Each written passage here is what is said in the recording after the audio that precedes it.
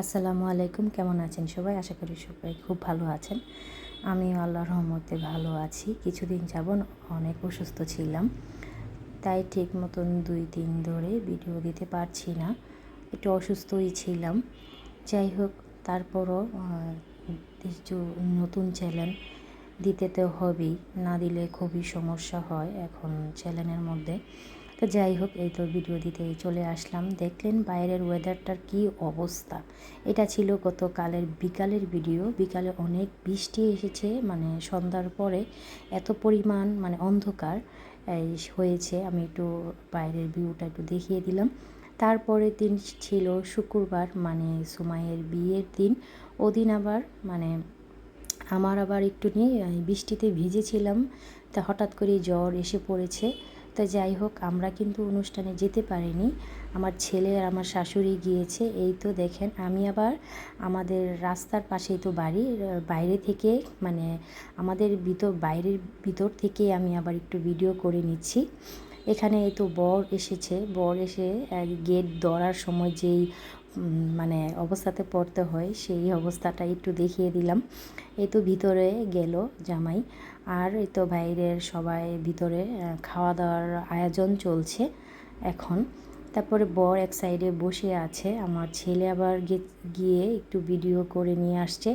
আমরা তখন আর যেতে পারিনি, কিন্তু বিদায়ের সময় একটু দেখা করে এসে পড়েছি। কারণ ওই সময় থেকে আমার শরীরে এত পরিমাণ জ্বর আসছে, বলে বোঝাতে পারবো না। শরীরে জ্বর আসছে বিদায় এই কারণে আর যাওয়া হয়নি।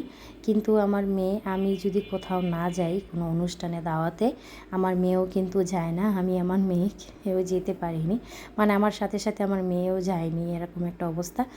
ও একা কখনো দাওয়াতে যাবে না। তো আমার ছেলে আর আমার শাশুড়ি গিয়েছে। তারপরের দিন বিকেলে একটু শরীরটা জ্বরটা কমেছে। তারপর কিছুদিন যাবৎ ধরে আমার ছোটো ভাইয়ের জন্য মেয়ে দেখি চলছে।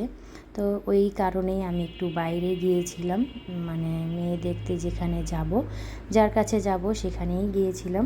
ওখান থেকে আবার আমি মেয়ে দেখে বেশি দেরি করিনি, কিন্তু মেয়ে তেমন একটা পছন্দ হয়নি, এই জন্য আর আপনাদেরকে তেমন দেখাইলাম না। যদি হয় অবশ্যই দেখাবো। তো যাই হোক, মেয়ে দেখতে দেখতে আবার সন্ধ্যায় বাসায়ও চলে আসলাম। সন্ধ্যি বাসায় চলে আসলাম। আজকের ভিডিওটা সব কিছু ভিডিও মিলে একটু একটু করে ক্লিপ নিয়ে আমি সাজিয়েছি। আশা করি ভিডিওটা অনেক অনেক ভালো লাগবে। আর যদি ভালো লাগে আমার ভিডিওটা, একটু হলো আমার ভিডিওটা স্কিপ না করে দেখবেন, একটা লাইক দিয়ে পুরো ফুল ওয়াচ করবেন। আর যারা আমার চ্যানেলে নতুন, আমার চ্যানেলটা সাবস্ক্রাইব করে আমার পরিবারের পাশে থাকবেন। এই তো সন্ধ্যার সময় আম আর ড্রাগন ফল ছিল ফ্রিজে, কেটে সবাই মিলে খেলাম। আর উপরে আবার ননদের জামাই ও ছেলে মেয়ে এসেছে, তাদের সাথে আবার একটু মজা করলাম। ভাগ্নির রুমে গিয়ে দেখেন আমার ভাগ্নি কি করছে। সে উপরে আসলে তৈস করতে থাকে, পাউডার দিয়ে পুরো চেহারা মেখে টেকে একবারে শেষ। আমার মেয়ে আবার দূর থেকে ভিডিও করছে, আবার কান্নাও করছে, দুইজনে মিলে কি অবস্থা।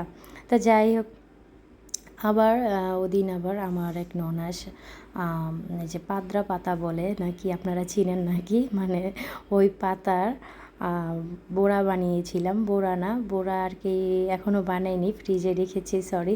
আমি আমার শাশুড়ি আবার চাপটি খেতে চেয়েছে, তাই ওগুলা বানিয়ে দিলাম। আজকের ভিডিও এই পর্যন্তই। আল্লাহ হাফিজ।